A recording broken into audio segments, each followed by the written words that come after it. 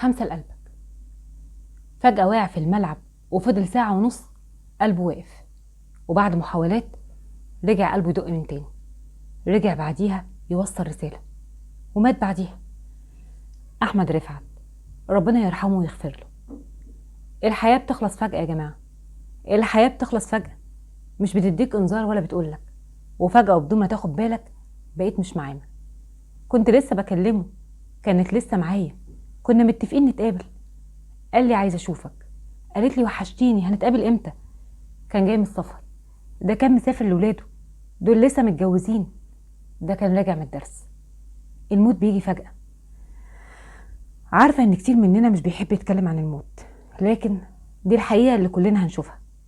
طيب، لما عرفت انك ممكن في اي وقت تموت عملت ايه؟ جهزت نفسك؟ استعديت لليوم ده؟ حضرت زيادك وزوادك؟ ظبطت حالك؟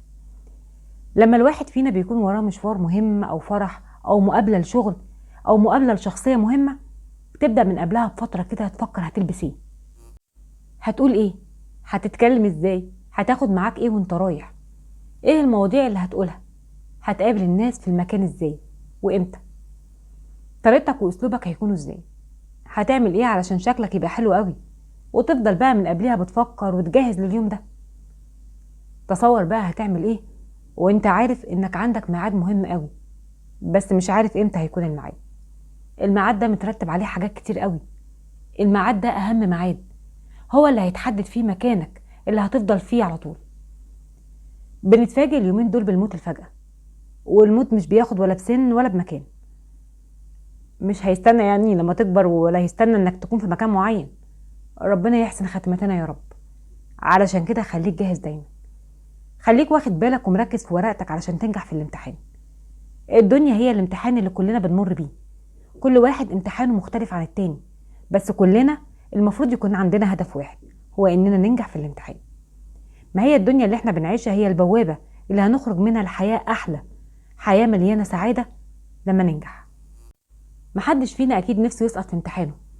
امتحانات الحياة اللي بنمر بيها زي الامتحان في المدرسة، والامتحان في الجامعة، والامتحان وانا بقدم على شغل، وامتحان الترقية اللي انا مستنياها، وامتحان الكورس، كلها امتحانات بيبقى نفسنا ننجح فيها طبعا، لان احساس النجاح نفسه جميل جدا.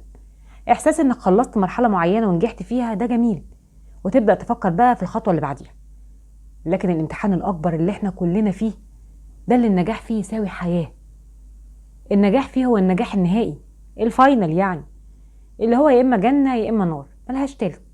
فاحنا اللي بنختار، احنا اللي بنختار السعادة الابدية او التعاسة الابدية. طيب عملت اللي عليك ولا لسه؟ انت لو ما عملتش اللي عليك، يلا بقى قوم واعمل.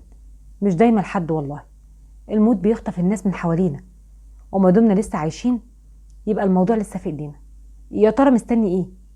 لو مقصر في حق ربنا، لو مقصر في حق نفسك، لو مقصر في حق اللي حواليك، لو الدنيا واخداك، لو جاي على حد، لو بتعمل ذنب، لو ظالم حد، لو واكل حق حد، لو بتسرق حد، لو انت اضرب حالك.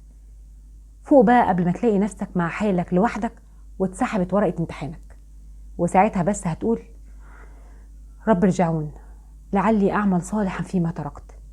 كلا انها كلمة هو قائلها ومن ورائهم برزخ الى يوم يبعثون. الحق نفسك، قول يا رب